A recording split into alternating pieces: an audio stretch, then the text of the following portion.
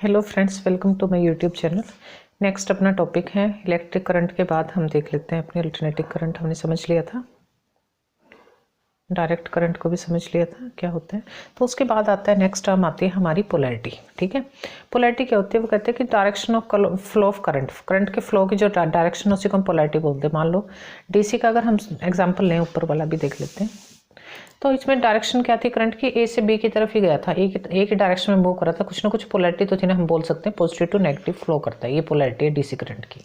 ठीक है, अगर हम एसी का लें, एसी में क्या हो रहा है? हर एक टाइम पीरियड के बाद क्या हो रहा है? कुछ टाइम पीरियड के बाद विद इन अ सेकेंड ये गया भी और वापस भी आ गया, यानी कि एक सेकंड में इसने क्या कर लिया, अपना कंप्लीट कर लिया आना जाना। तो इसकी पोलैरिटी को फिक्स नहीं है ना, एक ही डायरेक्शन में करंट का फ्लो नहीं है, ये चेंज हो रहा है। तो एसी की हम पोलैरिटी को डिफाइन ही नहीं कर पाते, कांस्टेंट नहीं है। पोलैरिटी डीसी की कांस्टेंट रहती है। पोलैरिटी कहते हैं direction of flow of current in DC circuits current flows in one direction, hence its polarity is constant. और एसी में क्या होता है? चेंज करता है इसकी polarity in each half cycle, हर एक हाफ साइकिल में, मतलब आधे टाइम में। ये पूरा साइकिल हो गया ना, आना जाना, गया फिर वापस आ गया, तो ये पोलैरिटी चेंज करता रहता है। अब हम पोलैरिटी को, किसी की भी पोलैरिटी, अगर हमारा कोई सर्किट डायग्राम में दो बैटरी लगी हुई है, सपोज करो दो डीसी बैटरीज हैं, तो हम कहेंगे इसकी पोलैरिटी को जरा आप कैलकुलेट करके बताइए। छोटा सा मेरे एक वाइवा का क्वेश्चन भी आ सकता है, ये आपको एमसीक्यूज में भी आ सकता है। इस तरह का छोटा सा एक आपको डायग्राम दे देंगे, दो डीसी बैटरीज लगी हुई है। सपोज करो यहाँ पे देखें इस एग्जाम्पल से, ये डीसी बैटरी 8 वोल्ट की है, नेगेटिव टर्मिनल पॉजिटिव, थोड़ा सा दूरी पे जाके दूसरी बैटरी लगा दी उन्होंने, दूसरी बैटरी का ये नेगेटिव टर्मिनल पॉजिटिव टर्मिनल, यानी कि बोथ बैटरीज आपकी किस में लगी हुई हैं? आपकी सीरीज में लगी हुई है। इसका भी नेगेटिव था पहले, इसका भी पहले नेगेटिव है। ये 2 वोल्ट की लगा रखी है, 8 वोल्ट की।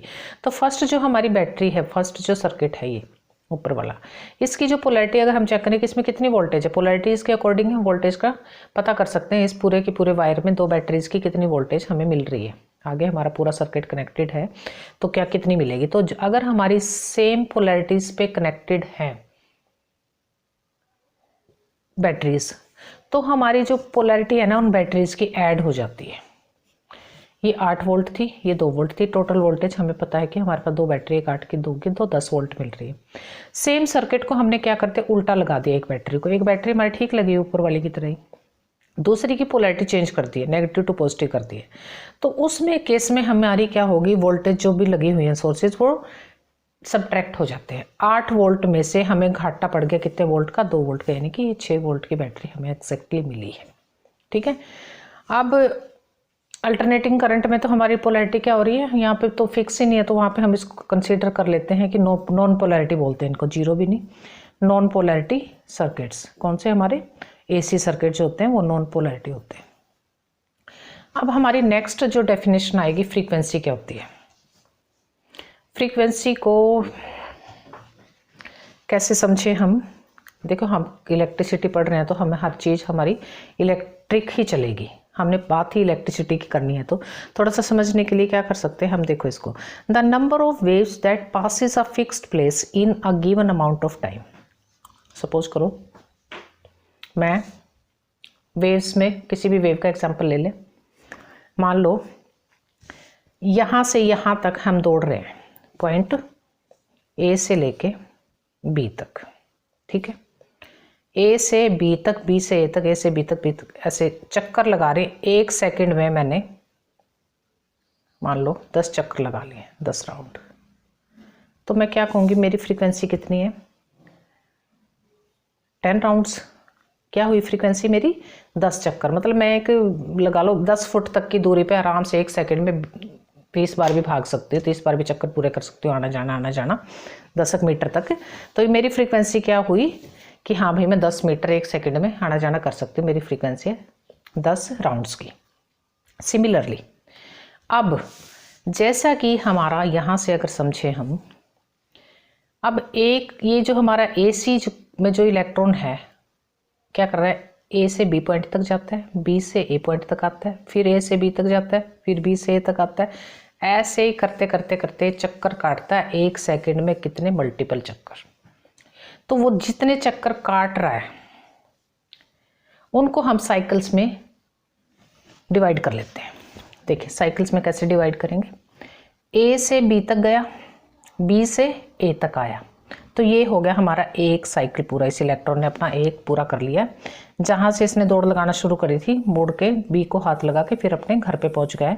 यानी कि घर से स्कूल तक जाना, ए है हमारा घर, बी है हमारा स्कूल। ए से घर से स्कूल तक, स्कूल से घर तक आने जाने में इस इलेक्ट्रॉन का जो काम हुआ उसे हम बोलेंगे एक कंप्लीट कर लिया इसने अपना एक राउंड बोले इसको, या एक साइकिल कंप्लीट कर लिया। ठीक है, ये बात दिमाग में रखना। तो इसी के अकॉर्डिंग अब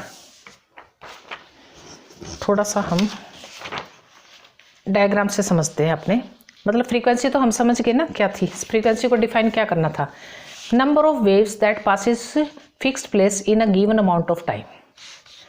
मतलब ए का बी तक, बी का ए तक जाना आना क्या होगा हमारी उसकी फ्रीक्वेंसी के नंबर ऑफ साइकिल्स पर सेकंड। अगर इसको हम दूसरी अच्छे से डेफिनेशन में देखें तो नंबर ऑफ साइकिल्स, एक सेकंड में उसने कितने चक्कर लगाए उसी को हम बोलते हैं उस चीज़ की फ्रीक्वेंसी, राइट।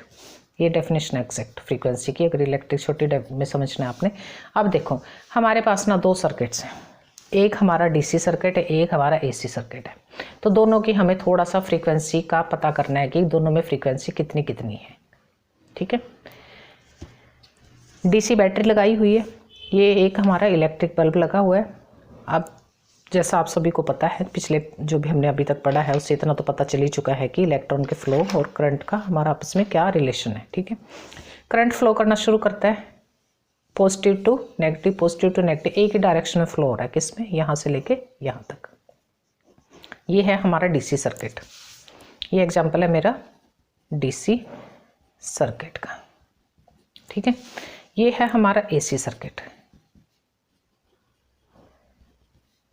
ठीक है, डीसी और एसी की पोलैरिटी के अकॉर्डिंग हमने क्या पढ़ा है हमारा डीसी में बैटरी लगी होती है, एसी हमारी मेन जो सप्लाई आती है घरों में वो एसी ही आती है। ठीक है, और उसको वेव हम कैसे रिप्रेजेंट करते हैं, जीरो से चली, ये जीरो है हमारा, पॉजिटिव पे गई, फिर जीरो आई, फिर नेगेटिव गई, हायर पे गई पीक पे, फिर जीरो पे आ गई।